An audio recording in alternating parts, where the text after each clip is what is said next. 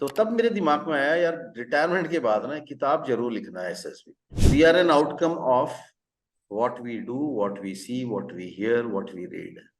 Sir. इधर जो डाला है ना आपने, वही सर। बाहर करना है। सर। गार्बेज भरा है तो गार्बेज ही निकलेगा, कुछ नहीं सर। भरा है तो कुछ नहीं निकलेगा। अच्छी चीजें, आदतें अच्छी करो। टीएस में अभी आर्मी ने, ये पिछले 2 बैच से ही आर्मी ने शुरू की है, जब वो जेई मेंस का स्कोर ले रहे हैं। सर। पहले वो भी नहीं था। पीसीएम में 60%, और आप अप्लाई कर सकते हो, उसमें कट ऑफ डिसाइड करके वो बुला लेते हैं बच्चों को। तो यार देखो, सीबीएसई में 60% किसने नहीं लाना आज? सर। मतलब स्कूल अगर 60% नहीं, बच्चा नहीं ला रहा है, तो स्कूल तो ऐसे पिट गया।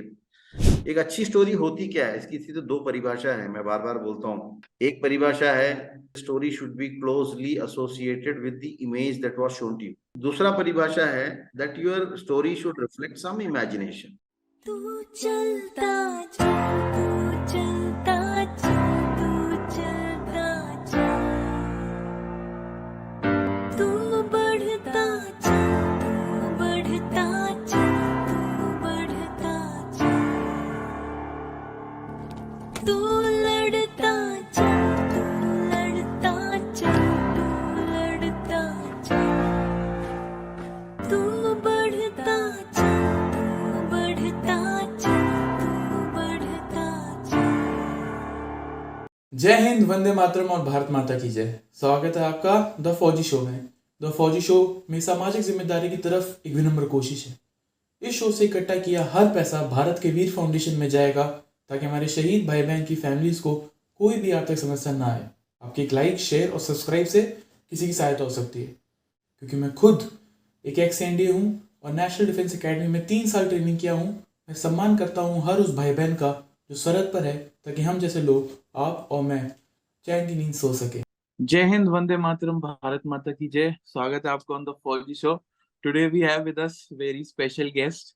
स्पेशल मतलब एसएसबी फील्ड के विराट कोहली आ चुके हैं, and India's best SSB mentor, ठीक है, जिनके सबसे बेस्ट रिजल्ट्स हैं, and also the author of the legendary book, जो व्हाइट कलर की एसएसबी की आप बुक पढ़ते हैं ना, जिसपे लिखा होता है authored by doctor commander Natarajan sir, ये वो हैं, ठीक है। So he is there with us. Thank you so much, sir, for accepting our invitation, and it's a privilege to have you on the show. I'm so happy, not only because I will get to talk to you, but because of some views which I will get. Thank you, Simran. Thank you. It's a wonderful it's a wonderful thing that we are together today talking about whatever we want to deliver to our students. Sir.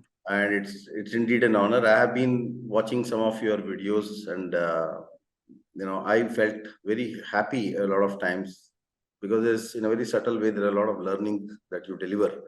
That's very good. Thank you so So much, sir. I'm Means a there. lot. Thank you very much once again. Means a lot coming from you, sir. So let's cut straight to the chase, sir. जो आपकी white book वाली book है, जो इतनी famous हो गई, and it was even featured in Shershaah movie I had seen. So how was your reaction, sir, जैसी वो Shershaah movie में आई when you were watching it? कई बच्चे पूछते हैं मेरे से, सर आपने ये पेड प्रमोशन तो नहीं किया किताब की? तो मैं, मतलब ऐसा कुछ भी नहीं था। In fact Sir. Suddenly on 15th of अगस्त ये शायद मूवी रिलीज हुई थी, Sir. और एक बच्चे का मेरे को स्क्रीनशॉट, उस पर्टिकुलर पोर्शन का स्क्रीनशॉट आया था, और उसमें उसने लिखा था कि सर आपकी किताब जो है ना पिक्चर में आई है। तो then we immediately wanted to see that movie, and we saw, and वो छोटा सा एक clip है, it all happened naturally. Great. I was very happy, of course I was very happy. Great, sir. Sir, आपको पता है, when I went for my SSB, so in our group we were discussing self description, and 3 of us had the same self description, which was written in your book. अच्छा. That book is so famous, but let's, sir, that book. So, sir, did that really help when you started AFPA as a academy, and now it has over 400? Every term it sends around 1.5 battalion to NDA. Like SCONS की भी बात नहीं हो रही, 130, 120 बच्चे जा रहे हैं. So, what is the secret formula, sir? Simrat, पहले तो किताब की हम बात करते हैं। मुझे याद है जब मैं जीटीओ हुआ करता था 33 एसएसबी भोपाल में, तो एक I was really liking what I was doing. मुझे बड़ा अच्छा लगता था ये काम। मैंने एक्चुअली जीटीओ की कोर्स 2004 में ही कर ली थी, लेकिन navy was not sending me on a posting, क्योंकि कैरियर ऑफिसर था, अच्छा कर रहा था, तो उनको लगा यार इस साइड ट्रैक वाला अपॉइंटमेंट देना नहीं चाहिए इसे। तो उन्होंने 4 साल उसको ड्रैग किया, और फिर मेरे घर में कुछ सिचुएशंस डेवलप हुए। Mother was having cancer, father had a brain stroke. फिर मैं बड़ी मिन्नतें करके हाथ पैर जोड़ के मैं भोपाल गया। तो I was really liking that job, and since I was liking that job, उसी वक्त मैं अपना पीएचडी भी कर रहा था साइकोलॉजी में। दो मैं मैनेजमेंट पोस्ट ग्रेजुएट हूँ, बट मुझे पता नहीं, ये जीटीओ बनने के बाद ट्रेनिंग करके मैं जब क्वालिफाई हुआ, तो मेरे को बड़ा इंटरेस्ट आया इस फील्ड में। तो मैं बोला नहीं, मैं साइकोलॉजी में ही करूंगा, इसमें नहीं करूंगा, मैनेजमेंट में नहीं करूंगा। तो I went on to do PhD. तो बड़ा वो जो टाइम था 3 साल का, बहुत बढ़िया था। और क्योंकि इंटरेस्ट था, तो मैं अपने साइकोलॉजिस्ट, मैं तो था जीटीओ, बट साइकोलॉजिस्ट के साथ बैठता था, उनके साथ कुछ डोजियर्स जो बच्चों का मैं असेसमेंट नहीं कर रहा हूँ, उनके डोजियर्स का जेरोक्स करके कुछ, मतलब ऐसे अपने तरफ से मैं करता था कि मैं क्या समझता हूँ इसको। एंड देन फिर हमारी बहुत अच्छी डिस्कशंस होती थी कुलीग्स के साथ, की जो साइकोलॉजिस्ट थे उनके साथ, कि आपने इसको ऐसे कैसे रीड किया, इसको कैसे समझा। कई सारे मैं इंटरव्यूइंग ऑफिसर्स के साथ, अपने बोर्ड प्रेसिडेंट के भी साथ इंटरव्यूज अटेंड करता था। It is out of my liking. फिर एक दिन सडनली, जब नई नई किताबें आती है ना मार्केट में, तो पब्लिशर कुछ फ्री सैंपल कॉपीज भेज देते थे। अभी भी करते होंगे, आई एम श्योर। एसएसबीस में आ गई हमारी लाइब्रेरी में, तो एक जीटीओस का एक अलग रूम होता था वहाँ 33 एसएसबी में। वहाँ सारे जीटीओस ही बैठते थे, हमारे सारे वर्क स्टेशन उधर थे। तो एक ऐसे ही हमारे एक कुलीग थे, वो पढ़ रहे थे, वो किताब एक उनके हाथ में लगी थी, तो वो जोर जोर से हंस पड़े। तो मैं बोला क्या हो गया सर? तो बोले यार ये कैसे कैसी चीजें लिखते हैं ये लोग एसएसबी के बारे में। वो देख इधर, देख इधर, आप मैं जीपी बता रहे, वो जीपी दिखाया उन्होंने, ये देख, देख क्या लिखा हुआ है इधर, पढ़ तू। हम सारे, that we all had a hearty hearty laugh long. Over a cup of that day. तो मेरे को कहीं ना कहीं towards the end of my tenure मेरे को लगा यार, I was also asking for retirement because of my parents this thing issues, and मैं I also had a medical issue, and I still have a medical issue. तो मैं बोला यार, जब फ्यूचर नहीं बन रहा है, कैरियर नहीं बन पाएगा, इसकी वजह से मेडिकली डाउनग्रेड भी हो गया इस बीच, तो सर। फिर ऐसे कि नहीं, you should not no be a burden in the system, you should move out and respectfully and do something of our own. तो तब मेरे दिमाग में आया यार, रिटायरमेंट के बाद ना किताब जरूर लिखना है एसएसबी। फिर मैं वो तो उस दिन तो हंसे हम, उसके बाद में वो किताब को मैं घर ले गया, मैं ऐसे पढ़ने लगा उसको। तो मेरे को ताज्जुब हो रहा था कि यार ऐसे कैसे, मतलब कोई, और ऑथर कौन है? कोई नहीं है, some team of experts. Author कोई नहीं है, मतलब कोई तो भी ऐसे फर्जी चीजें बना रहा है, मार्केट में बेच रहा है। तो मैं रिटायरमेंट होके आया, और I took up a job as a director of management college, and then मैं साथ साथ ही किताब लिखने लग गया। 2011 की बात है। 6 महीने ही लग गए मेरे को इसको सारी चीजों को कंपाइल करने में, और करके मैंने किताब, मेरी लॉन्च हुई। पब्लिशर नहीं मिल रहा था, बहुत स्ट्रगल किए। फिर फाइनली एक पब्लिशर ने छापा। Then after about 1.5 years I realise that he was cheating me. उसी के किसी ऑथर एडिटर ने मेरे को फोन करके बताया, सर ये गड़बड़ हो रहा है आपके साथ। फिर मैंने वहां से राइट्स वापस ली।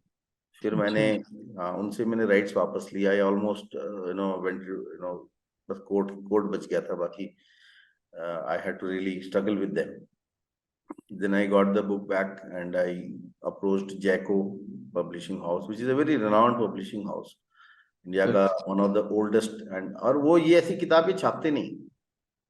दे don't sir. Publish this kind of books. ये तो बड़े बड़े ऑथरों की छापते हैं। तो मैंने बड़ी मेहनतें की, उनके ओनर्स के नंबर लिए, उनसे बात की। सो पता नहीं, उन्होंने बोला ठीक है, मैन्युस्क्रिप्ट आप भेज दीजिए, हम देखते हैं। मैन्युस्क्रिप्ट भिजवाया। उनका जो एसोसिएट एडिटर होता है, उन्होंने फिर एक आधी महीने बाद ही contacted me. He said we would be happy to publish this book. Great. तो वहां से एक लॉन्च मिला इस किताब को, और उन्होंने उन्होंने पब्लिश की। और जहाँ पहले पब्लिशर ने कुछ 2,500 कॉपी की सेल बताई, इन्होंने पब्लिश करने के बाद पहले साल इसकी 22,000 कॉपी की सेल बताई। इतना माय फर्क गॉड। था। So I did a right thing, wise thing, that I pulled it out. तो वो किताब धीरे धीरे धीरे मेरे दिमाग में कभी भी नहीं था कि मैं आफ्पा बनाऊंगा, एकेडमी चलाऊंगा, एसएसबी की coaching. I was not into all this. बस किताब बनानी थी, मैंने बना दी। I was a professor, I was a director of MBA college. इधर उधर छलांग मार के मैं इधर उधर करता रहा। I also became consultant, management consultant. मैंने मल्टीनेशनल कंपनीज के लिए कंसल्टिंग की है बेंगलोर में। तो ऐसे करते करते अब ये किताब जैसे पॉपुलर होने लगी, मुझे मुझे मैसेजेस आने लगे, कॉल्स आने लगे कि sir thank you very much, this book really help me a lot and I got recommended. ऐसे इसकी फ्रिक्वेंसी बढ़ने लगी। फिर आदमी थोड़ा सा मोटिवेट हो जाता है ना कि अच्छा लगता है कि यार मैंने ऐसा सोच के तो लिखा नहीं था कि ऐसा कुछ बड़ा हो जाएगा या बड़ा कर देना है। ऐसा कुछ था नहीं, सिंपल सी किताब है, सिंपल इंग्लिश में है। तो अब काम कर रहा था, इट वाज वर्किंग। तो धीरे धीरे मेरे को कॉल्स आने लगे, sir do you also do coaching for SSB? मैं बोला नहीं, मैं नहीं करता sir, we would like to learn from you, ये वो। तो फिर मैं यूट्यूब में आया, that was Aniket who brought me into YouTube. और अगर आप मेरे चैनल में जाओगे, सबसे पहला अगर आप वो देखोगे ना, ये वीडियो जो हमने लैपटॉप में बैठ के कम से कम ही 100 बारी उसको शूट किया होगा, लेना लैपटॉप के, वेबकैम भी नहीं था उसी के लैपटॉप के उससे। वो अभी भी है हमारे चैनल में, सबसे पुराना वीडियो है। और वहां से जो जर्नी शुरू हुई, then I started writing blogs on SSB. फिर मेरे बड़े सारे ब्लॉग्स हुआ करते थे एसएसबी क्रैक वेबसाइट में। अभी भी पता नहीं है नहीं है, I am not sure, but पहले बहुत लिखता था मैं उनके लिए, हर चीज के बारे में, एसएसबी के हर चीज के बारे में लिखता था। And I used to get a lot of viewership. धीरे धीरे लोगों को पसंद आया काम, या जो भी उनको फायदा हो रहा था। फिर अब एकेडमी वगैरह का तो मेरे दिमाग में कभी था ही नहीं, सुझा ही नहीं था। तो मुझे लगा कि यार ऐसा कुछ करते हैं, ये फिजिकली एकेडमी बनाना और लोगों को पढ़ाना पता नहीं मेरे से तो होगा नहीं। तो मेरे दिमाग में आया कि किताब अच्छी बनी है मेरी, काम काम आ रहा है, तो मैं एक वीडियो बनाता हूँ। I was the first one who thought like this. आज भी वो पायनियरिंग प्रोडक्ट है, आज भी उसका कोई कंपटीशन नहीं है, या किसी ने ऐसा सोचा नहीं। तो मैंने कुछ एनसीसी के बच्चों को लेके, जो नागपुर यूनिट में एनसीसी के बच्चे होते थे, वो बहुत आते थे मेरे पास, नागपुर के बच्चे आते थे। तो मैं उनको ऐसे फ्रीलांसिंग करता था, उनकी यूनिट में जाके घंटे घंटे में पढ़ाता था। ऐसे ही कॉलेज से निकल के आता था तो मैं उनके यूनिट में, बच्चे इकट्ठे हो जाते थे, वहां बैठ के उन्होंने एक रूम दे रखा था, वहां जाके पढ़ाता था। ऐसे ही उन्हीं को फिर लेके मैंने ना ये वीडियो शूट की। और उस वीडियो में जो बच्चे जो भी हैं, 10 12 15 बच्चे होंगे उसमें, उसमें से 5 6 ऑफिसर्स हैं ऑलरेडी। Oh wow. वो ये वीडियो अमेजिंग। शूट करते करते उस यूनिट में पढ़ते पढ़ते ये बन गए। एक दो तो उसमें एयरफोर्स में पायलट वायलट है, ग्रेट। तो उसमें से ही बन गए बच्चे। तो बड़ा फिर वो वीडियो काफी पॉपुलर हुआ। वीडियो से कितने बच्चों का फायदा हुआ। तो ये कारवां चलता रहा, फिर कहीं ना कहीं दिल मांगे मोर हो ही जाता है। Well said, sir. Great. Sir, let's come to the SSB part, जिसमें हाँ, से because every kid wants to know your opinion कि how to prepare. So, screening पे आते हैं sir. Screening में OIR, PPDT discussion. So, what do you think is the way for students to prepare for a screening part? Because काफी लोग इसी में छट जाते हैं. बिल्कुल बिल्कुल। और उसमें आपा के बच्चे जनरली बहुत अच्छा कर रहे हैं, पहले से करते आए हैं। ठीक है, इसका बहुत सिंपल है। देखो, OIR is not that important. मैं कई बच्चों को बोलता भी हूँ, यार ये किताब लेके ना घंटे घंटे उसमें मत स्पेंड करो। आप OIR is generally the questions that come in the OIR is very simple. Sir. आप थोड़ी बहुत प्रैक्टिस करो, मेरी किताब में ही 5 सैंपल OIR टेस्ट हैं, उसको उसको उतना भी कर लो आप, वो भी बहुत है। OIR generally in a scale of 1 to 5 में मेजर होता है। OIR 3 is also enough, that is an average is enough. इससे ज्यादा इंपॉर्टेंट आपका PPNGT है। कई बार बंदा OAR 5 होता है लेकिन PPNDT में अगर बहुत अच्छा किया होता है ना, उसको भी स्क्रीन इन कर लो। ओके। और कई बार OAR 1 होता है, बंदा अगर PPNDT में उसने ठीक से काम नहीं किया ना, अच्छा नहीं रहा, तो उसको स्क्रीन आउट भी हो जाता है। ओके। तो you should be safe if you are getting about 2 3 भी मिल गया तो बहुत बढ़िया, कोई इशू नहीं। अब फोकस करना चाहिए PPNDT पे। PPNDT में क्या है, 4 पैरामीटर है जिसपे आपको इवेल्युएट कर रहे हैं एसएसएस। सर। पहला पैरामीटर है परसेप्शन ऑफ द इमेज। अब इमेज PPNDT की थोड़ी हेजी होती है और आपके पास 30 सेकंड का टाइम है। बच्चे क्या करते हैं, बड़ी जल्दी में रहते हैं, जैसे इमेज आता है ना वो दिमाग चल पड़ता है इनका, घोड़े की तरह दौड़ रहा होता है, यार इस पे क्या लिखूं मैं, किस पे लिखूं, किस पे लिखूं। The mind is not focused, वो इमेज को देखते ही नहीं है ढंग से, क्योंकि हेजी होता है। और ये जो 30, मैं बताता हूँ बच्चों को, जो 30 सेकेंड्स का टाइम दिया गया है आपको PPNDT की इमेज को परसीव करने के लिए, ये आर्बिट्रेरी नहीं है, this is based on science. एक थियरी है साइकोलॉजी में which talks about the mental perceptual process, और वो कहता है माइंड जो है ना, किसी भी स्टिमुलाई को 3 स्टेजेस में परसीव करता है। पहले स्टेज में वो इमेज को इमेज को पूरी तरीके से देखता है, एज अ होल देखता है, और इस स्टेज में ना उसे वही चीजें दिखती है जो प्रिडोमिनेंट है इमेज में, जो ऐसे खुल के आ रहा है, दिख रहा है। थोड़ा और आप समय देंगे, अपने माइंड को काम रखेंगे, कंसंट्रेट करेंगे इमेज पे, तो गंदा सा गंदा भी ना इमेज खुलता है आपके सामने, क्योंकि सेकंड स्टेज में माइंड इस इमेज को पार्ट्स में देखता है, वो हर पार्ट्स को ऑब्जर्व करता है, तो उसमें जो फाइनल डिटेल्स है ना वो दिख जाती है, फिर अपने को ग्रास्प हो जाता है। और थर्ड स्टेज में ये वापस माइंड जो है ना, इसको फिर से वो जो जिक्सॉस है ना, छोटे छोटे जो जिक्सॉस है, उसको पूरा ऐसे लगा के फिर फाइनल परसेप्शन करता है। ये साइंस है, प्रॉपर साइंस है। तो ये हम नहीं करने की वजह से हमें क्या दिखता है, फर्स्ट स्टेज में जो प्रेडोमिनेंटली दिख गया ना, उसी को लेके हम स्टोरी बना देते हैं। तो आपने पिक्चर को बरोबर ऑब्जर्व ही नहीं किया। ये सबसे पहला पैरामीटर है for assessment, is the candidate observant by nature. If he is observant, then he will definitely observe the image in totality.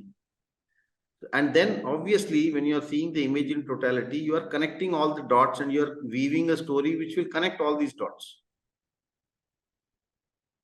वरना आप क्या करोगे, ये जो प्रेडोमिनेंटली दिख रहा है उस पर स्टोरी बना दोगे, और आपको नरेशन में number of characters, age, gender, mood, action of your story, ये 5 चीजें बतानी पड़ती है, उसके बाद आपने स्टोरी नरेट करना है। इसमें आधी चीज आधे बच्चे बताते नहीं, क्योंकि वो ब्रीफिंग ग्रास्प नहीं हुई। अगर ब्रीफिंग ग्रास्प हुई तो भी ऑब्जर्वेशन ठीक नहीं था, नंबर ऑफ कैरेक्टर्स बरोबर बताएंगे नहीं। अगर 7 दिख रहे हैं तो 7 बताओ, 4 दिख रहे हैं तो 4 बताओ, हेजी है तो 4 से 6 दिख रहे हैं, 4 से 6 बताओ। So how precisely you observe the image is the first parameter. Sir, one my advice to the children is, इस इमेज को ना पूरे 30 सेकेंड्स आप देखो और दिमाग को ना दौड़ने मत दो थीम पे। सर, उसके बाद आपको जब इमेज चला जाता है, साइकोलॉजिस्ट गिव्स यू 1 मिनट, उसमें आपको जो स्क्वायर बॉक्स होता है, आपकी स्टोरी शीट में एक स्क्वायर बॉक्स होता है, राइट साइड में एक्शन लिखा होता है, तो स्क्वायर बॉक्स में आपको कैरेक्टर, मेन कैरेक्टर जिसको आपने, पहला कैरेक्टर जो आपने देखा उसको सर्कल करना है, उसका जेंडर और मूड, एज लिखना है, और उसके बाद बाकी की कैरेक्टर्स को आपको मार्क करना है उसमें। उसके लिए 1 मिनट होता है। अगर आपका ऑब्जर्वेशन सही था तो आप कर लोगे, 1 मिनट बहुत टाइम होता है। उसके बाद बचते हैं आपके पास 4 minute to write the story. अब मेरा एडवाइस ये रहता है बच्चों को कि ये 4 मिनट में ना तुम 30 सेकेंड्स अब लो, अब सोचो कि मैं इस किस थीम पे इसकी स्टोरी बनाऊं ताकि स्टोरी प्रेजेंट में बने। ये सबसे बड़ी गलती करते हैं। आपको बताया जाता है कि the story should be written in 3 parts, the past, present and the future, और what happened before, what is happening now in the image, and what is the likely outcome. तो आप दिखाया क्या था, प्रेजेंट दिखाया था ना, what is happening in the image. कई बच्चे या तो इसको पास्ट में बना देते हैं या फ्यूचर में बना देते हैं, और बीच का जो प्रेजेंट है जिसको दिखाया गया उस पे कुछ नहीं होता, खाली होता है। तो ऑब्वियसली इसका मतलब यह है कि the candidate has not been able to associate with the stimuli itself. तो फिर लो लेवल ही हो गया ना कैंडिडेट। आपको जो दिखा रहा हूं मैं उस पे तो स्टोरी आप ज्यादा लिख नहीं पा रहे हो, आप पास्ट में लिख रहे हो, प्रेजेंट पे नहीं लिख रहे हो, फ्यूचर पे लिख रहे हो। दिखाया आपको प्रेजेंट है। तो वो 30 सेकेंड्स आप लो, 45 सेकेंड्स लो, मैं कहता हूँ 1 मिनट लो। सोचो कि भाई क्या थीम होनी चाहिए जिससे कि I can write the story in the present, more in the present, less in the past and less in the future. Past क्या होता है, एक बिल्डअप होता है ना, एक स्टोरी बनानी है, अब क्या हो रहा है उससे पहले एक थोड़ी सी भूमिका होनी चाहिए, उसकी बिल्डअप होता है, वो 2-3 लाइन में समिट जाना चाहिए और जल्दी से आ जाओ कि यहाँ क्या चल रहा है।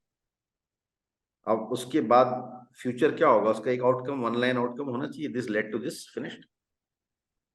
ये स्टोरी यहाँ मैटर करता है। कई बच्चों की स्टोरी पास्ट में, प्रेजेंट में या अनरिलेटेड इमेज दिखा रहा है, पहाड़ी में 7 लोग जा रहे हैं, आप स्टोरी बना रहे हो बेटी बचाओ बेटी पढ़ाओ स्वच्छ भारत अभियान, ये सब दिस इज इनकरेक्ट ना, ये तो स्टिमुलाई के साथ कोई लेना देना ही नहीं सर। ये स्टोरी इंपॉर्टेंट हो जाती है। स्टोरी के बाद आप आते हो नरेशन पे। तो जब आप ये नैरेट कर रहे होते हैं वहां बैठ के, तो साइकोलॉजिस्ट आपकी स्टोरी को इवेल्युएट कर रहे होते हैं, वो यही सारी चीजें देख रहे होते हैं। एक अच्छी स्टोरी होती क्या है, इसकी तो 2 परिभाषा है, मैं बार बार बोलता हूँ। एक परिभाषा है, ये एक उसका डेफिनेशन ये है कि भाई the story should be closely associated with the image that was shown to you. अब पहाड़ियों पे 7 बंदे जा रहे हैं, बेटी बचाओ बेटी बचाओ बेटी पढ़ाओ वाला, मतलब कोई रिलेशनशिप ही नहीं है इसके साथ। वहां स्नो दिख रहा है, ये दिख रहा है, वो सब छोड़ के वो स्वच्छ भारत अभियान कर रहा है। कौन जा रहा है ग्लेशियर में स्वच्छ भारत अभियान करने, है ना? Yes, sir. ये ऐसी मेजर गलतियां करते हैं लोग, राइट? तो दूसरा परिभाषा है that your story should reflect some imagination and it should reflect some little bit of knowledge, कुछ इमेजिनेशन हो उसमें, राइट? तो ये एक्सपेक्टेड है बहुत, we are not looking for Einstein in the फौज, बट इतना तो कर दो, वो काफी हो जाएगा। And when you are narrating the story, obviously the interviewing officer, GTO, they are looking at your communication skills. अब आप you are coming to become a class 1 gazetted officer, तो कम से कम एक सिंपल इंग्लिश में अपनी स्टोरी बताने की क्षमता होनी चाहिए बच्चे में। We don't want any high flying, vocab and flowery language. Simple English में आप अपनी स्टोरी बता दो, इतना ही एक्सपेक्टेड है। लेकिन फंबल मत करो, फ्लुएंटली आराम से बोलो, 60 to 80 words per minute, but बीच बीच में अटक रहे हो, भूल रहे हो, नीचे देख रहे हो, ऊपर देख रहे हो, चेहरे फेसेस बना रहे हो, तो ये सारी चीजें रिजेक्शन का कॉज बन जाता है। In addition to this, interviewing officers will see how is the candidate who is confident or not. डरा है, आवाज ही नहीं निकल रही, ये सब दिक्कत में डालेगा। बॉडी लैंग्वेज कैसा है, नर्वस हो रहा है, हाथ कांप रहे हैं, शिवरिंग दिखता है। कई बार हम जब वहां थोड़े दूर से बैठ के देखते हैं, आपका पूरा अंग दिखता है, from the head to the toe we can see. जी सर। ये हाथ शिवर हो रहे हैं, ये ऐसे ऐसे रगड़ते हैं, थाइस पे हाथ ऐसे ऐसे कर रहे होते हैं, ये सब नर्वसनेस का कारण है। तो obviously the entering officer will be put up. Now coming to the last part, this is the 4th parameter, that is your discussion. ये बड़ा मैं अचंभित होता हूँ कई बारी, ये कहाँ से सीख के आते हैं समझ में नहीं आता। इनके दिमाग में रहता है डिस्कशन में बोलना है, बहुत बोलना है, तभी आप रेकमेंड होगे।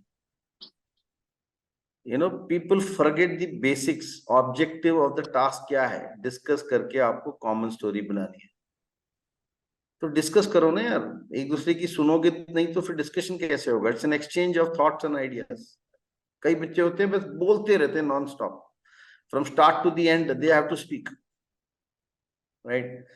तो अगर आपने एक स्टोरी बनाई और आपको लग रहा है ये स्टोरी बेटर है, क्यों होगी बेटर? अभी मैंने समझा दिया आपके बच्चों को क्यों होगी बेटर, या आपकी स्टोरी जो है वो जो स्टिमुलाई दिखाया गया है उससे मिलता जुलता है, यानी उससे काफी क्लोजली एसोसिएटेड, और आपकी स्टोरी में कुछ रिफ्लेक्शन ऑफ नॉलेज है, कुछ इमेजिनेशन है। तो आप कैसे, मतलब स्टोरी क्या क्या कॉमनैलिटी है, मतलब किस चीज को देख के आप इंस्पायर हुए ये लिखने के लिए? वो कहाँ से आ रहा है लॉजिक, वो कहाँ से दिखा आपको? इमेज से दिखा।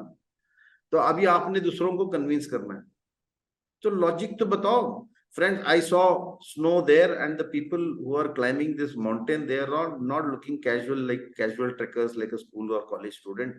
They are all wearing a uniform, and they are all carrying a lot of load. And I can see the snow has come up to the foot of the hill. मतलब ये सारी चीजें observation से आ रही है ना। Sir observe करोगे तो अच्छी स्टोरी लिखोगे तो आप कन्विंस भी कर पाओगे डिस्कशन में। वहां कन्विंस कोई नहीं कर रहा होता, वहां सब भौंक रहे होते हैं। एदर दे आर मम और दे आर हेजिटेंटली पार्टिसिपेटिंग, और कुछ जो बंदे होते हैं वो सिर्फ नॉन स्टॉप बोलते रहते हैं। This is not the objective of the task. Objective of the task is to discuss and come to a common story. और इसमें मैं हरदम बच्चों को बताता हूँ कि unless you observe this image properly, कि किसी को कन्विंस करना है ना, लॉजिक देनी पड़ेगी। सर और पीपीएनडीटी में लॉजिक आएगा ही आपके ऑब्जर्वेशन और इमेज से, और तो कुछ है नहीं। तो आप ऐसा क्यों लिख रहे हो या आप ऐसा क्यों सजेस्ट कर रहे हो, उसके पीछे का लॉजिक तो समझाओ दूसरों को, वही नहीं करते। Friends, I think this should be this. Friends, I think that should be this. Friends, I think my story this. My story, it is not your story anymore. You are coming to a common story. तो ये, और उसमें फिर कुछ हो जाते हैं जो डोमिनेटिंग हो जाते हैं, कुछ हो जाते हैं डिसरप्टिव हो जाते हैं, दूसरों को बोलने नहीं देते। ये सब धनातन, ये सब छिपते चले जाएंगे।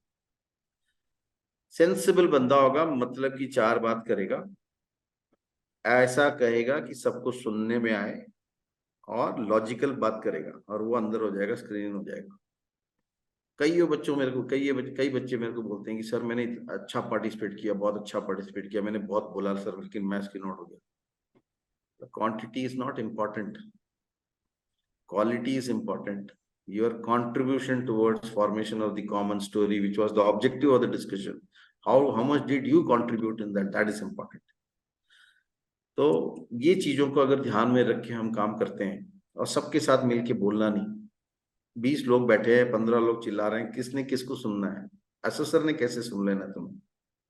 तो तुम तो मतलब कम से कम जब बोल रहे हो तो ऐसा बोलो ना कि मैक्सिमम लोग सुन पा रहे हैं आपकी बात, और असेसर भी सुन पा रहा है। उसका ये मतलब नहीं आवाज उठाओ, उसका यही मतलब है find the pause and speak. If you're not getting a pause, you're not getting an opportunity, please ask for an opportunity and then speak. Friends, please listen to me. I want to say something. Please listen to me. I want to say something. कोई ना कोई पक्का interrupt करके देता है opportunity. उस वक्त बोलो, ऐसे 4 बार बोलो, लेकिन लॉजिकल बात बोलो, मतलब की बात बोलो। You are sensible, you are sensible candidate. great. Sir, is there any fact to the thing कि जो टेक्निकल एंट्रीज हैं, जो नॉन रिटन एंट्रीज हैं, उनका स्क्रीनिंग रेशियो, स्क्रीनिंग परसेंटेज जो स्क्रीन इन हो रहे हैं, और जो recommendation percentage is less than जो रिटन एंट्रीज के थ्रू आ रहे हैं? बिकॉज उनमें कम बच्चे आते हैं, ज्यादा लोग रिकमेंड हो रहे हैं, और जो नॉन रिटन है उसमें ज्यादा बच्चे आ रहे हैं लेकिन कम लोग रिकमेंड हो रहे हैं। So is there any fact, does the assessors उनके दिमाग में रहता है वाइल स्क्रीनिंग कि नहीं मेरे को इतने ही बच्चे चाहिए, this much only board can handle, और is it same if you are good everywhere? देखिए कैसा है, बहुत रेलेवेंट क्वेश्चन है ये। जब हम एनडीए की बात करते हैं, सीडीएस की बात करते हैं, तो ये एक नेशनल लेवल के कॉम्पिटिटिव एग्जाम को क्लियर करके आते हैं, तो बच्चों में कुछ ना कुछ दम होता है, ये बेटर होती हैं। सर दूसरा, जो अभी हम टीएस की बात करते हैं, टीएस में अभी आर्मी ने, ये पिछले 2 बैच से ही आर्मी ने शुरू की है, जब वो जेई मेंस का स्कोर ले रहे हैं। सर पहले वो भी नहीं था। पीसीएम में 60%, और आप अप्लाई कर सकते हो, उसमें कट ऑफ डिसाइड करके वो बुला लेते हैं बच्चों को। तो यार देखो, सीबीएसई में 60% किसने नहीं लाना आज? सर मतलब स्कूल अगर 60% नहीं, बच्चा नहीं ला रहा है, तो स्कूल तो ऐसे पिट गया। और इंटरनल मार्क्स इतने होते हैं सीबीएसई में, तो वो तो 100 आउट ऑफ 100 दे देते हैं इंटरनल मार्क्स अपने पोजीशन को बनाने। Yes that is no criteria. तो उसमें हर किस्म के बच्चे आ जाते हैं। जब हर किस्म के बच्चे आ जाते हैं, अब इतने लोगों की एप्लीकेशन आ जाती है, और बोर्ड के पास कैपेसिटी है ही नहीं। ये है ना, this is a true thing. Board के पास एक चार जीटीओ होगा, एक जीटीओ 10 से ज्यादा लेगा नहीं, तो 40 की कैपेसिटी बन गई। सर राइट, उसमें भी एक आधी अगर कोई छुट्टी पे हो या दूसरे बोर्ड से या टेम्परेरी ड्यूटी पे किसी को बुला पाए तो ठीक, नहीं बुला पाए तो फिर और कम होगी। राइट, और उसमें रिपोर्टिंग, अब इतनी सारी एप्लीकेशन से एलिजिबिलिटी है, तो उसके हिसाब से एप्लीकेशन आपने कट ऑफ डिसाइड करके भेज दिया, और क्या करेगा। लेकिन इसकी वजह से जनरली ऐसा नहीं करता बोर्ड की 30 ही रखने हैं हमें, 40 ही रखने, वो तो रहता है। मैं तो, जो मेरा एक्सपीरियंस है, मैं देखता हूँ ये 30-40 में मुश्किल से कर पाते हैं, ओके क्योंकि कोई फिल्टर ही नहीं है ना। जेई मेंस में कितने परसेंटाइल, कितने लाखों में ले लेते हैं, 3 लाख प्लस को भी ले लेते हैं यहाँ पे। तो बच्चा बोलेगा ही नहीं तो क्या करेगा, कोई क्या करेगा। टीएस की अगर आप स्क्रीनिंग देखेंगे तो उसमें कम से कम 50-60% बच्चे बोलते ही नहीं। बाकी जो बोलते हैं वो पहली बार ही नहीं बोलते, फिर एक बार सीख के आते हैं, उधर जाकर स्क्रीन आउट हो जाते हैं या कॉन्फ्रेंस आउट हो जाते हैं, फिर वो इधर उधर भागते हैं, फिर उधर कुछ सीखते हैं, फिर दबा के प्रैक्टिस करते हैं, रिपीटर में जाके बैठ के देखो, फिर वो सब हल्ला मचाते हैं, फिश मार्केट हो सर जाता है। सर प्रेशर में सारे चुपचाप बैठे होते हैं, रिपीटर में साले हल्ला मचाते हैं। तो मतलब वहाँ 30-40 भी अगर मिल जाए ना कि जिनको फर्दर टेस्टिंग के केपेबल हैं, तो ये बहुत बड़ा इशू है। और अभी आप इसी से अनुमान लगाओ, देखो कितना कैसे होता है। जो बच्चा एनडीए क्लियर करके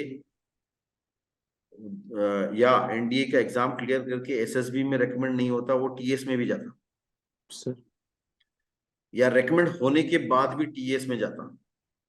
और आप सर देखना ये मैक्सिमम, अगर आप रिजल्ट, हम तो देख रहे हैं क्योंकि अब इतना बच्चों को हैंडल कर रहे हैं, तो कई सारे बच्चे होते हैं जो पहले एनडीए क्लियर करके टीएस में गए और वहां भी रेकमेंड हो गए, सर या एनडीए में कॉन्फ्रेंस आउट हो गए, फिर टीएस में यहाँ से जो गलतियां सीखी, जो भी सीखा, या उसके बाद जाके कोई प्रोफेशनल हेल्प ली, फिर उसके बाद टीएस में जाते हैं, वहां क्लियर करते हैं। ये मेजॉरिटी यही होते हैं। इसीलिए आप देखना इनकी मेरिट लिस्ट लंबी होगी, लेकिन उसमें लास्ट बंदे को भी कॉल आ जाता है, क्योंकि शुरुआत के कई सारे उसमें एनडीए जा चुके होते हैं, yes sir मतलब TS में it happened even sir in TS this time NDA TS AIR1 जो है he has also gone for NDA जाएगा ही ना। अब yes sir यहाँ AR1 है तो वो उधर भी तो अच्छा ही किया होगा। yes और sir ये बाद में निकलता है, उसके पहले एनडीए हो जाता है, उसका रिजल्ट आ गया, मेरा पोजीशन बन गया, मेरिट में हूँ, तो वो टीएस नहीं प्रेफर करता, वो उधर चला जाता है। sir prestigious, yes India is more prestigious, तो वहां yes चला sir जाता है। तो इसलिए 190, 100, 150, 170, 190 बच्चों की लिस्ट बनती है, उसमें से कई कई बारी ना लास्ट लास्ट के बंदों को भी कॉल लेटर आ जाता है टीएस, कई सारे निकल जाते हैं।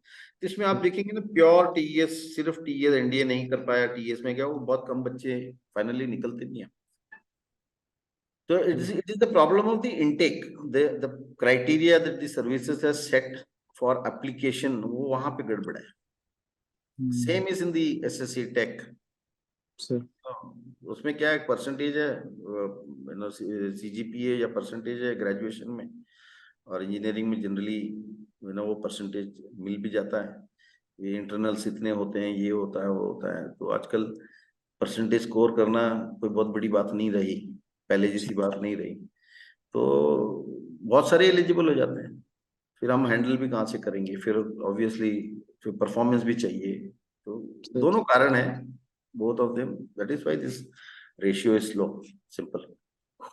sir is there any prejudice towards freshers as compared to repeaters yeah because repeaters are not able to introspect so they get rejected again but is there any prejudice No, there is no prejudice. ये simple सी बात है, there is an aspect called trainability.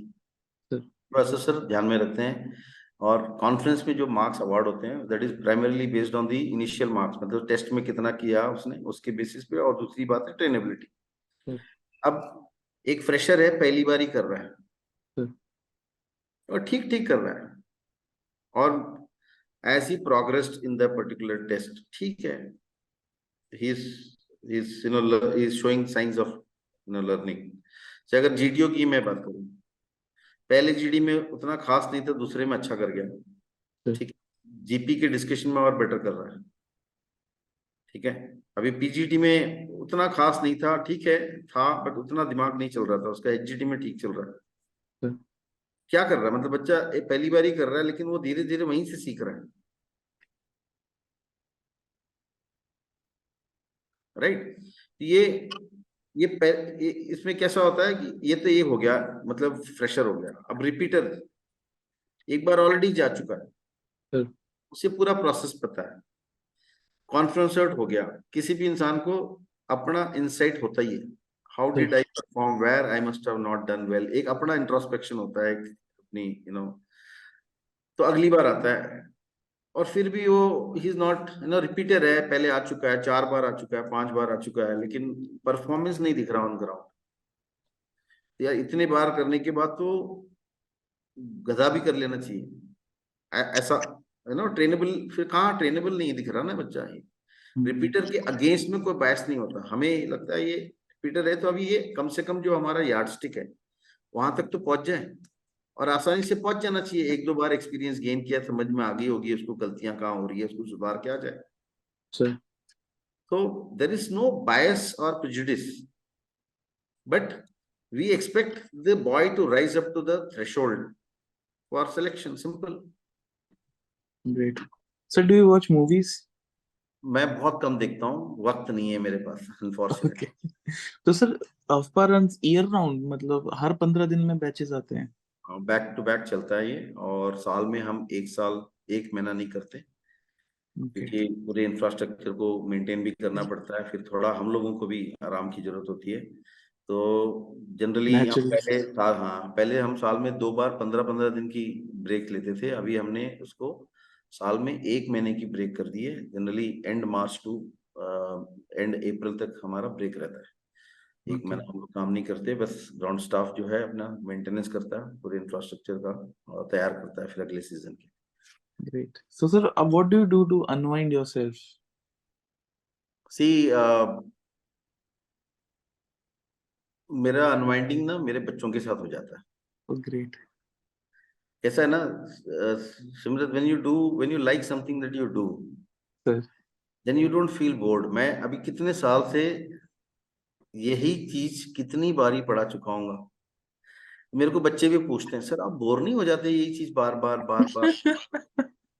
तो जब हम command task करा रहे होते हैं तो हर एक जीटीओ के पास 50 बच्चे होते हैं, उनका कमांड टास्क होता है। हम सुबह 6:30 बजे शुरू करते हैं और शाम को 6:30 बजे खत्म करते हैं। कंटिन्यूअस काम करते हैं, बीच में 1 घंटे का ब्रेक होता है, ब्रेकफास्ट ब्रेक और लंच ब्रेक। तो और जब एक बच्चे का हो जाता है ना कमांड टास्क, उसको बोलते हैं जाना नहीं, यहाँ बैठ, अब दूसरे से सीख, दूसरे की गलती पकड़, वहां से सीख। तो उसको कम से कम एक ग्रुप जो है ना, एक और ग्रुप 10 बंदों का ग्रुप बनता है, तो पहले 10 बंदे दूसरे 10 बंदों का कम से कम देखेंगे बैठ के। तो वो लास्ट में पूछते हैं, सर आपका आपका मतलब आपको थकान नहीं होती? मतलब आप यही चीज यही चीज यही चीज यही चीज 50 बच्चों को पढ़ा रहे हैं। मैं भी कई बार रिफ्लेक्ट करता हूँ, यार बच्चा क्या कह रहा है, सही कह रहा है साला, लेकिन होता क्यों नहीं है मेरे को तकलीफ? तो बस यही है फर्क। Because great. I enjoy doing it, and fortunately, each assessor in AFPA, they enjoy doing what they're doing. That's lovely sir. हाँ, ये डिफरेंस है, ये लोग समझते नहीं है। कई लोग को लगता है 4 असिस्टर को पकड़ के एकेडमी शुरू कर दो हो जाएगा। See, unless you get, AFPA's family is, really blessed, I would say. Each member in AFPA, he loves doing what he does, और वो घंटों घंटों करते हैं काम, घंटों घंटों करते हैं। मतलब 10-10 12-12 घंटे हम लोग काम करते हैं इधर हम, लेकिन हमें फर्क नहीं पड़ता। बच्चे तो आते चले जाते हैं, अगले दिन फिर सैटरडे खत्म होता है, संडे सुबह निकलते हैं, संडे शाम को दूसरा लॉट आ जाता है, फिर हम खुश खड़े हो जाते हैं, good evening gentleman, how are you all, welcome to our. ये हो गया ऐसा, लेकिन ग्रेट।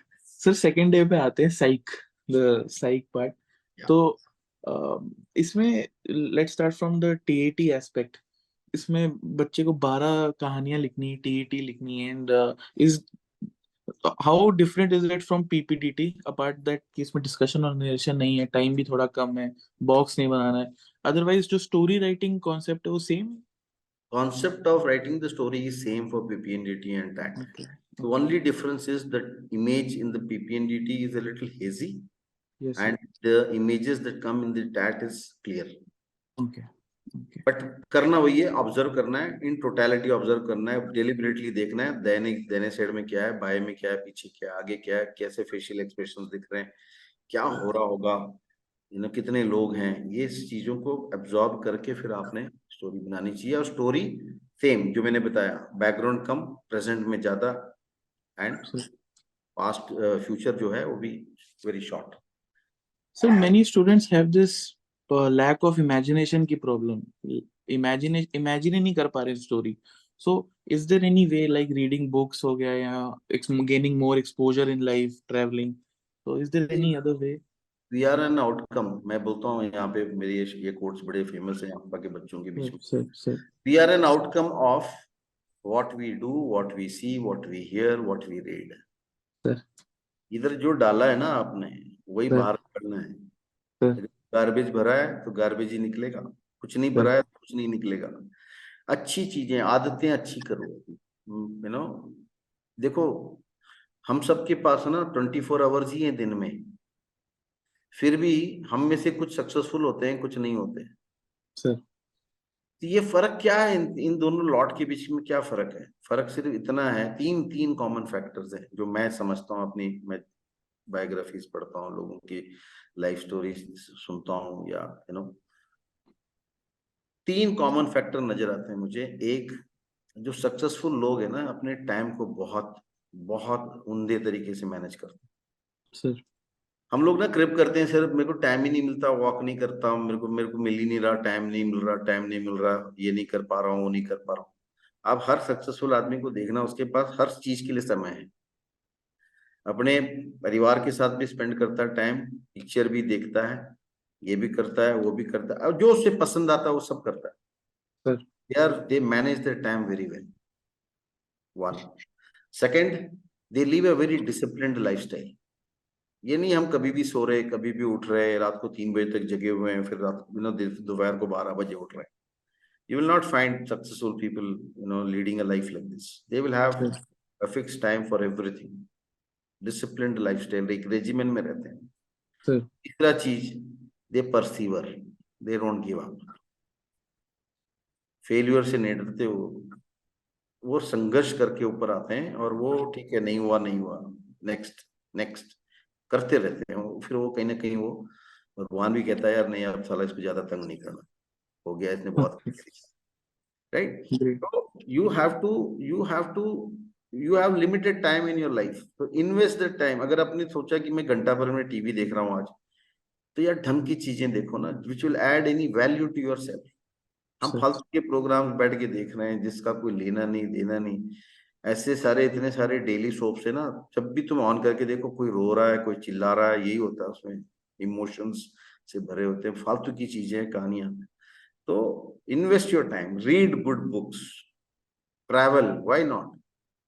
एक्सपोजर बढ़ाओ अपना, देखो दुनिया को, समझो, देखो चीजों को, कहाँ क्या होता है, कैसे होता है. जाओ, थोड़ा संघर्ष करो, मेहनत करो, दौड़ो, साइकिलिंग पे जाओ, लॉन्ग डिस्टेंस रनिंग पे जाओ, कुछ तो करो जीवन में. अच्छी चीजें सुनो, अच्छी चीजें पढ़ो, अच्छे लोगों के साथ रहो. Your company matters a lot. Birds of the same feather flock together. तो तुम्हारे ये फ्लॉक क्या है, तुम्हारे कैसे फ्लॉक, उससे भी तो तुम कई सारी चीजें एक दूसरे से सीखते हो. तो your habits should be good. Imagination वहां से आएगा.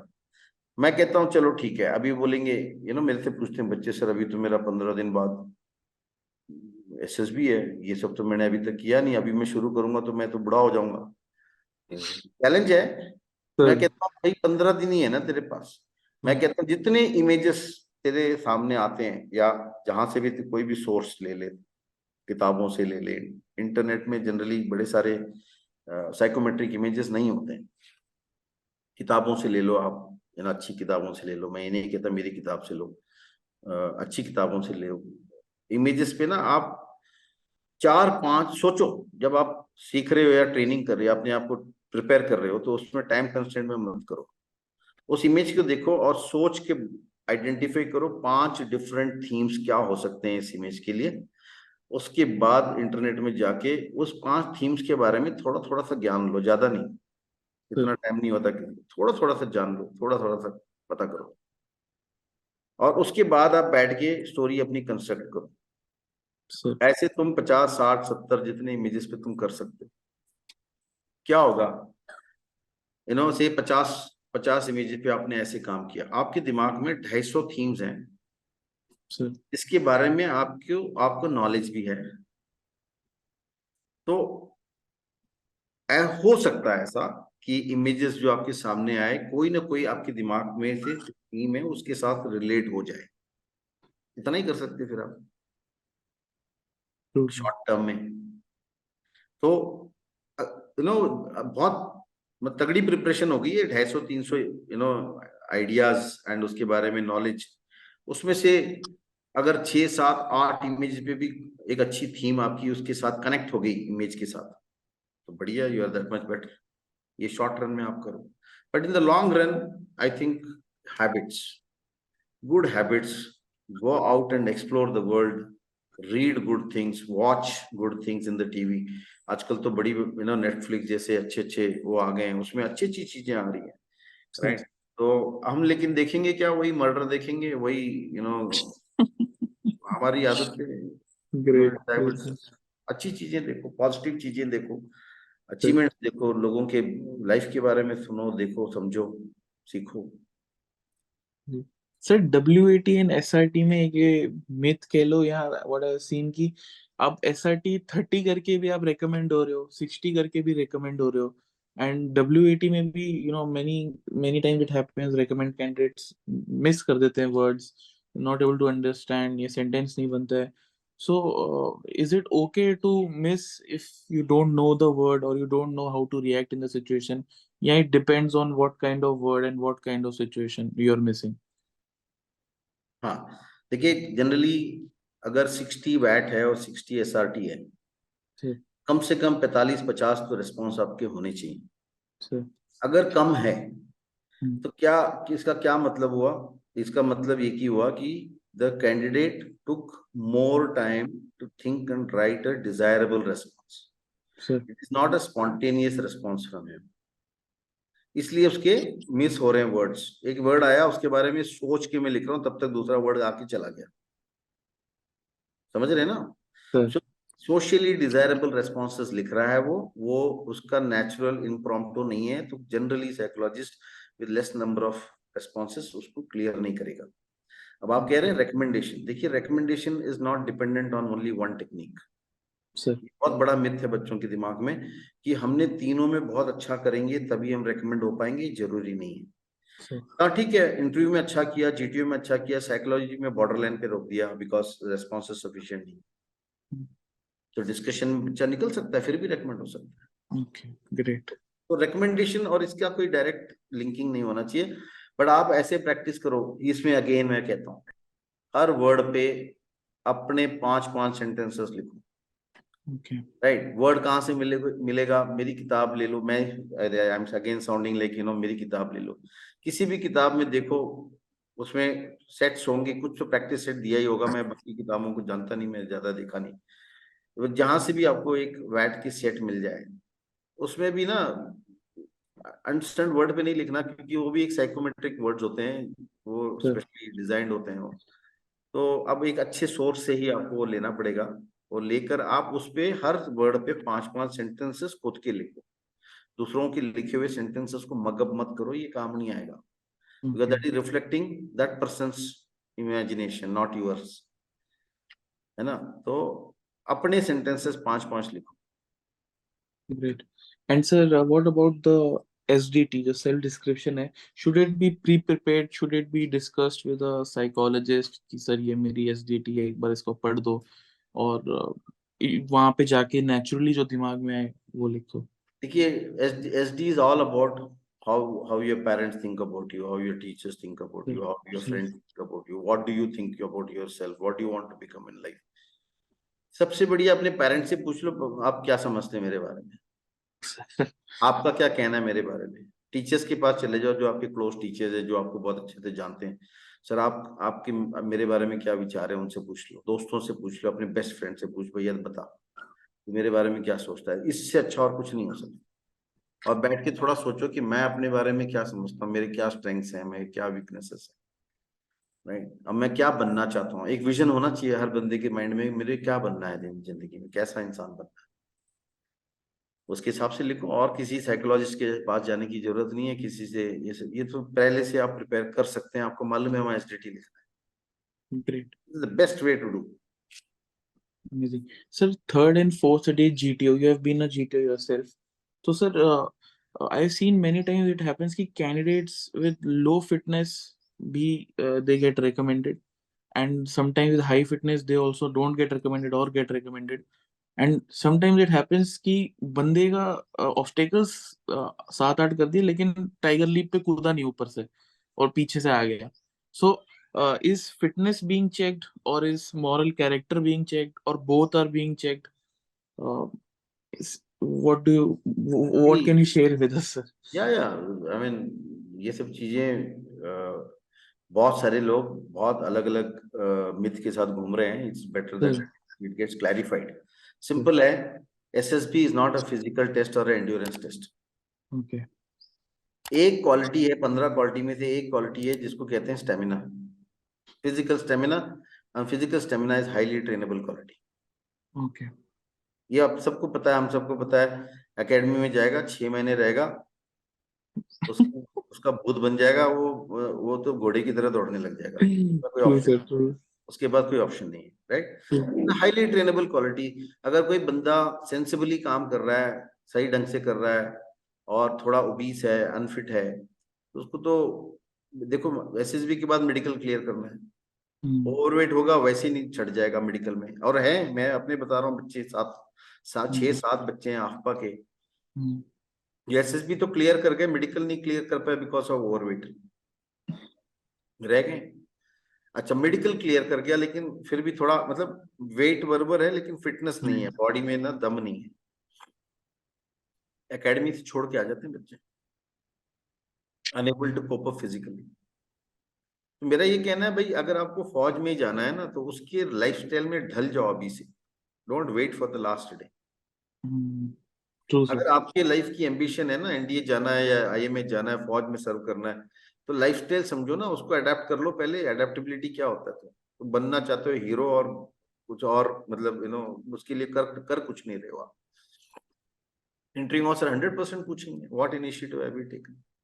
आप कैसे बता रहे हो कि मैं 120 किलो का हूँ, 100 किलो का हूँ और मेरे को एनडीए जाना है? कैसे जाना है भाई? अगर एनडीए जाना है तो आपने क्या किया उसके लिए? कुछ नहीं किया. Yes, sir. तो Sir, फिजिकल हाँ, तो please, physical sir, sorry. Fitness is a must, but SSB is not concern too much about it. कि ठीक ठीक कर रहा है, 10 में से 6 कर लिया, 7 कर लिया, बट बाकी पैरामीटर्स में बंदा ठीक है. बाकी अब उसका उसका काम है भाई, दौड़ दौड़ दुबला हो जा, मेडिकल क्लियर कर ले, उसके बाद एकेडमी को सस्टेन करना, ये भी समझ लेने तो वहां जाके छोड़ेगा. इसलिए Sir, हम if ज्यादा one, तवज्जो नहीं देते. yes, sir. If one person joins any mentorship program like you, you mentor students, so he can sail through PGT, HGT, जो ground obstacles हैं, रस्सी फट्टा वाला, बल्ली वाले. But if anyone doesn't go to any mentorship program, so from घर पे रहकर, how is there any way which you can suggest, or you suggest it to your candidates कि they can prepare? एक एक बेसिक फंडामेंटल्स तो चाहिए. Right. अब आप एक जगह खड़े हो, ग्राउंड आउट ऑफ बाउंड है, आपको दूसरे स्ट्रक्चर तक पहुंचना है. आपके पास क्या रिसोर्सेस हैं? राइट. अब उस रिसोर्स को हम कैसे यूज करके बिना ग्राउंड को टच करके उस पे चढ़ के जाएं. Right.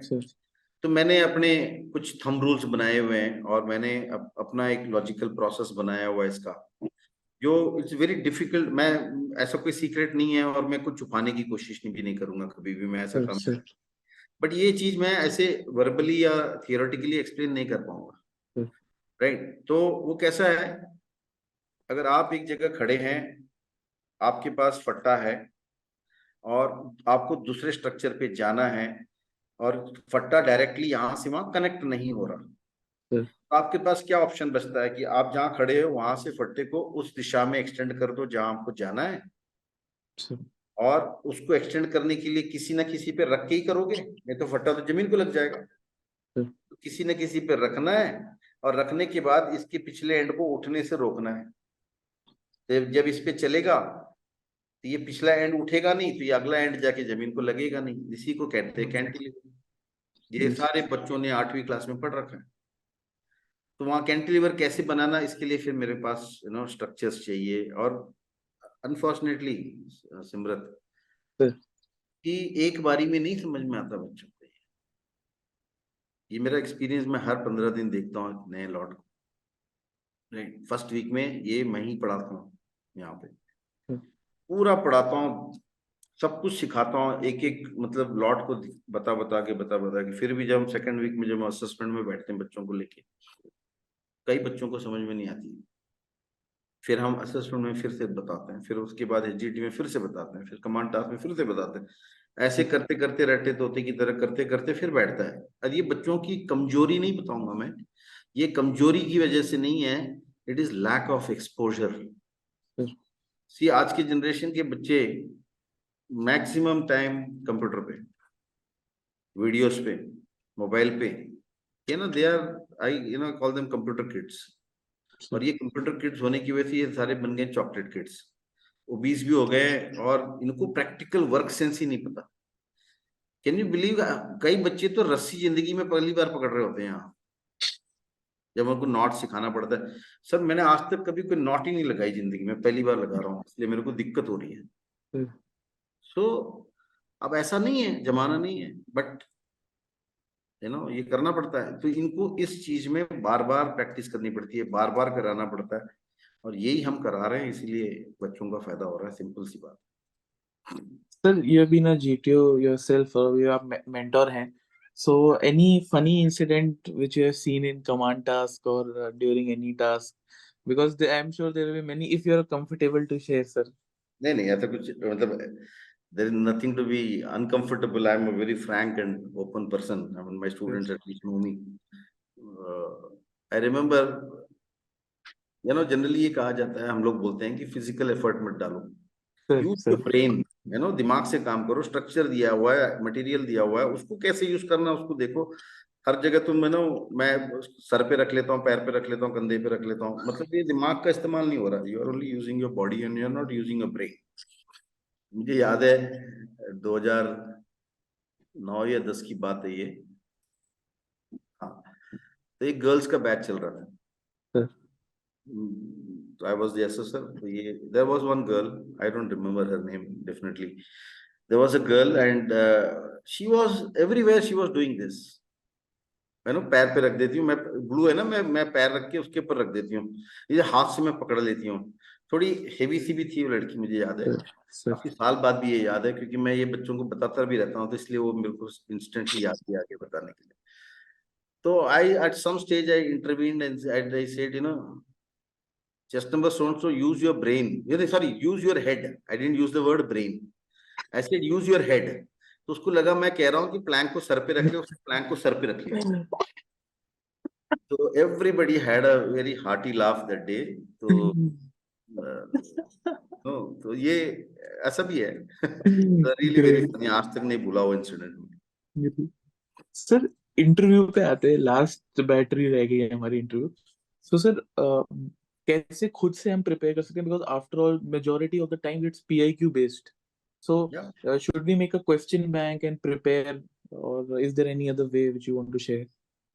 See, there are basically 4 CIQs, comprehensive interview questionnaire. I'm sure मेरे किताब में तो है, I'm sure other Yes, किताब में भी होगा। Sir. So the first CIQ is for the working professionals. तो NDA, TS ये तो अभी काम नहीं कर रहे हैं, तो इनके लिए वो है ही नहीं लागू।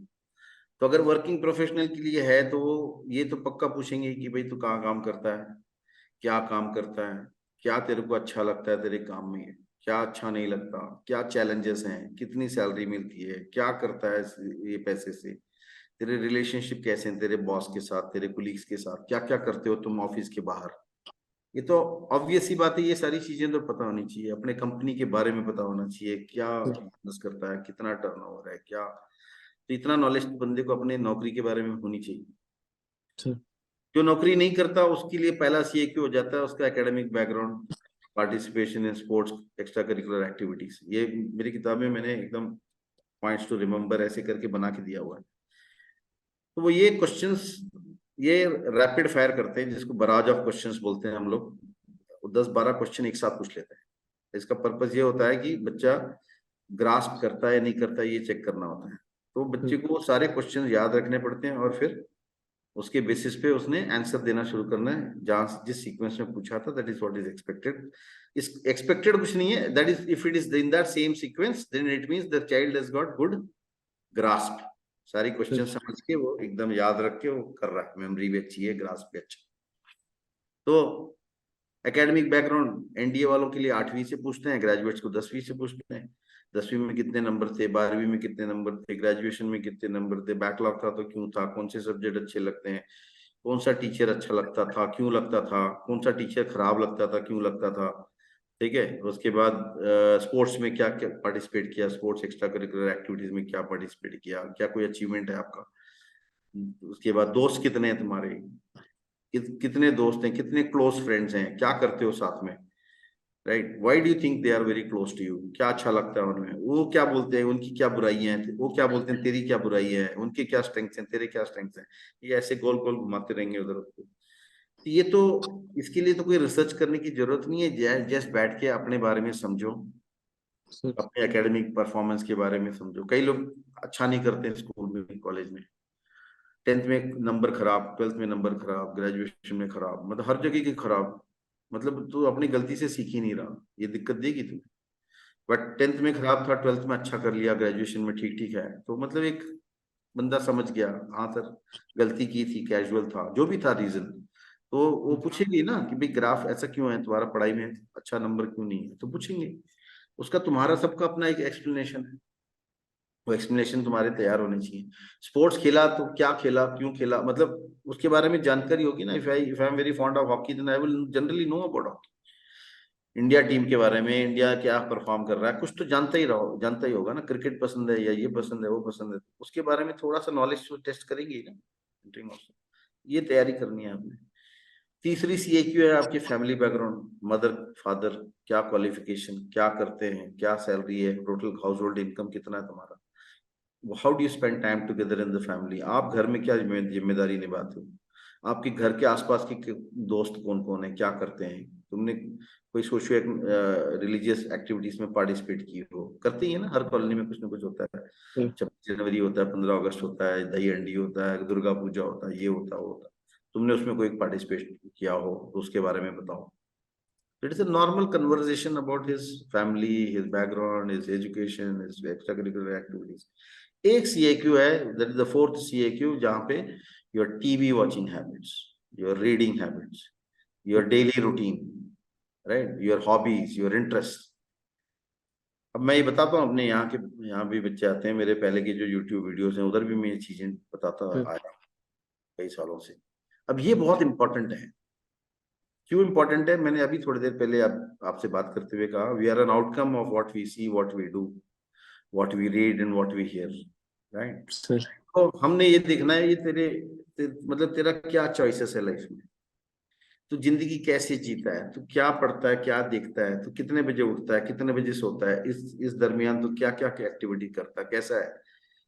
So I told you, no, any successful person will have a regimen in life. He will live a disciplined lifestyle. He will use his time wisely. ये सिंपल है, यहाँ से समझ में आ जाता है ये बंदा कैसा है। ग्रेट ये बहुत इंपॉर्टेंट सर, है। Amazing sir. जैसे एक जब CIQs बताते हैं, आपने बताया barrage of questions, so is there any way to memorize those, can we make like a mind map or something, or ये uh, मेरी किताब में मैंने लिस्ट डाउन किया है उसको, मतलब points to remember. Sir sir देखो वो तो पैराग्राफ फॉर्म में पूछ रहे हैं ना, उसमें से सर हमने किस चीज पे गौर करना है, ये लिखा हुआ है। वो सर हर CAQ में points to remember, you know, points to focus on.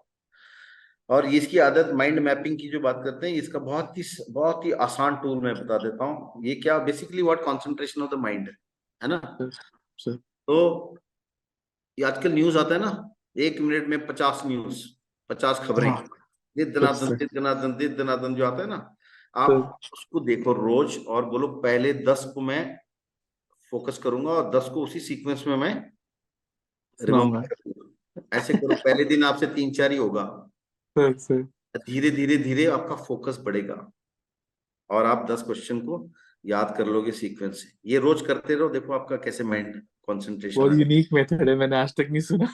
I am sure it will help, but बता रहा हूँ ना, मैं बड़ा वियर्ड आदमी हूँ, मैं से छोटी छोटी चीज के मैं एक्सपेरिमेंट करता रहता हूँ उसमें। सही है sir. Sir moving on to conference, last day finally, and sir conference में generally they ask how was your stay, was it comfortable, any suggestions, so should the motto should be कि भाई मैं जाऊं जल्दी बाहर आ जाऊं, या सजेशन देना, या what is the board seeing? Because I've heard कि result बन जाता है उनका generally पहले ही. So जरूरी नहीं है, आई टेल यू. okay. देखो जब टेस्टिंग हो रही है ना, Day 2, Day 3, Day 4, assessors are not supposed to discuss any candidate with their counterparts. It is not permitted. It is a bad behavior. Sir. Now we are supposed to depend on our own tools and techniques and assess the candidate without trying to find how is he doing in the other two techniques. But कई बारी like we have 3 techniques of assessment. Not all 3 techniques. Every technique is, all the 3 techniques will have its own strengths and weaknesses. No technique is foolproof in itself. That is why we have 3, different dimensions or 3 tools of techniques of assessment. और हम बात भी नहीं कर सकते या करना नहीं चाहिए. अपने टूल्स पे विश्वास करो, अपने टूल्स के बेसिस पे तुम आइडेंटिफाई करो. तो ये जरूरी हो जाता है कि कहीं तो एक ऐसा फॉरम हो जहां पे तीनों असेसर इसको डिस्कस कर लें before taking a collective decision. इसलिए ये बोर्ड कॉन्फ्रेंस होता है. वहां सबसे पहले बच्चे को हर असेसर ने कितने नंबर दिए हैं ये टोटल ये बताया जाता है. जैसे मैं जेटीआई हूँ, मैं अनाउंस कर दूंगा मैंने इतने नंबर दिए. आईओ अपना बता देंगे, साइक अपना बता देंगे. इनको टोटल करते हैं. हर असेसर के पास 225 नंबर होता है. उसमें से उन्होंने कितने नंबर दिए इसको टोटल कर लेते हैं. वो आ जाता है, जैसी एंट्री करते हैं उधर स्क्रीन में दिख जाता है टोटल इतना है. तो इसके कुछ क्राइटेरियाज हैं. अगर वो क्राइटेरिया मैच होता है तो बच्चे पे डिस्कशन शुरू होता है. Okay. और अगर वो क्राइटेरिया में बैठता ही नहीं है बच्चा तो वो बच्चे पे डिस्कशन ही नहीं होता. वो क्राइटेरिया सिंपल है. मैं देयर आर नो सीक्रेट्स, मतलब ऐसा कुछ नहीं है, मैं कुछ वो नहीं कर रहा हूँ. एक पर्टिकुलर नंबर मिलना चाहिए उसे. 675, 200, 225, 225, 225, 675 में से 240 अगर बच्चे को मिल जाता है तीनों का मिलाकर तो बच्चा डिस्कस होगा. Okay. राइट. तो कई सारे बच्चे 240 पहुंचते नहीं है, उन पे डिस्कशन ही नहीं होता. बच्चा मतलब फेल है, कॉन्फ्रेंस आउट है पहले से. तो फिर उसको अंदर बुला के उसको क्यों परेशान करना. उससे पूछा how was your stay, did you enjoy the Friday, Got it. Any suggestion. उसको क्यों परेशान करना फालतू में. वो बच्चा चला जाता है बाहर. कई बार क्या होता है कि बच्चा 240 पे पहुंच गया, एक असेसर ने क्लियर नहीं किया, 2 ने किया हुआ है, उनके बीच में एक प्रोफेशनल डिस्कशन होती है क्वालिटीज की बेसिस पे. तो जो तीसरा असेसर है जिसने नहीं क्लियर किया वो कह सकता है कि मतलब ठीक है, I am I have a little apprehension on this particular quality. मैं चाहता हूं कि आप बच्चे को एक बार बुलाते हैं अपना अंदर और उसको सिचुएशन देते हैं इसके रिलेटेड एंड देखते हैं वो कैसा रिएक्ट करता है. फिर देखते हैं आगे डिस्कस करेंगे. ऐसा हो सकता है. तो ऐसे केसेस में बच्चों को अंदर बुलाएंगे, उसको कोई सिचुएशन देंगे, उसको थोड़ा घुमाएंगे, देखेंगे कैसा रिस्पॉन्ड करता है.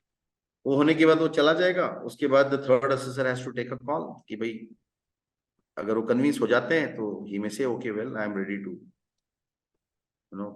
Clear the candidate. अगर कन्विंस नहीं होते हैं तो कह सकते नहीं I am sorry I am not convince, let us drop the candidate. Professional है, डिस्कशन है, बस उसके बाद. But unless all 3 assessors agree the candidate will not get recommended. ये पक्का है. अग्रीमेंट चाहिए बोर्ड कॉन्फ्रेंस में. जरूरी नहीं है तीनों ने पहले से पास किया हो, मतलब क्लियरेबल मार्क्स दिए हो, बट डिस्कशन के टाइम पे अग्रीमेंट हो जाता है और वो बंदा जो बेसिक थ्रेशोल्ड है 240 जो मैंने बताया उससे आगे है और एक अग्रीमेंट तीनों में बन जाता है तो बच्चा क्लियर हो सकता है. Great. Thank you so much, sir, for coming on our channel. मतलब मेरे तो भाग्य खुल गए. But it's a privilege talking to you and hearing what you say, and I'm sure लोगों को काफी helpful होगा ये video. It was like a master class, an hour and 10-15 minutes का master class on about the entire SSB procedure. And thank you for sharing some of your trade secrets. And guys, if you want to know more trade secrets, buy Sir's book and get under Sir's mentorship program. तो सब No, there are तुम no लोगों का secrets. There are absolutely no secrets. ज्ञान को और तजुर्बे को कभी छुपाना नहीं, ठीक है, और उस ज्ञान को और तजुर्बे को यूज करके बड़ा बनना नहीं. ये बांटने वाली चीज है. राइट. जब बच्चे यहाँ आते Great, sir. हैं हमारे साथ रहते हैं तो ऑब्वियसली खर्चा होता है. राइट. Sir. देश भर से बच्चे आते हैं तो देश भर से हमारे टीचर्स भी आते हैं. Sure. Obviously there is an expenditure. Otherwise क्या है, मैं तो मेरे आप पुराने YouTube वीडियोस देख लो हमारे चैनल में. ये जो कुछ भी मैंने आपसे आज किया है आपके चैनल में किया है ये मैं पता नहीं कितने 2015 से करता रहा. Exactly, sir. ज्ञान तो मैंने ओपन रखा हुआ है. यहाँ sir. आने का फायदा इतना होता है, बच्चे को प्रैक्टिस मिल जाता है, ये सारे फंडामेंटल्स क्लियर हो जाते हैं, मिथ्स निकल जाता है, और साथ में रह के उसको मल्टीपल टाइम्स प्रैक्टिस करने को मिल जाता है, एक असिस्टेंट बैठ के इवेल्युएट करके उसको फीडबैक दे रहा है, ये फायदा है। And obviously there are expenditures when we do this. बाकी तो क्या है, फ्री में मैं यूट्यूब में कह चुका हूँ, आपके पास नहीं 10 और चैनल में कहने को तैयार हूँ। Great. Thank you so much, sir. And we're looking forward to our next collaboration. But thank you so much. Means a lot.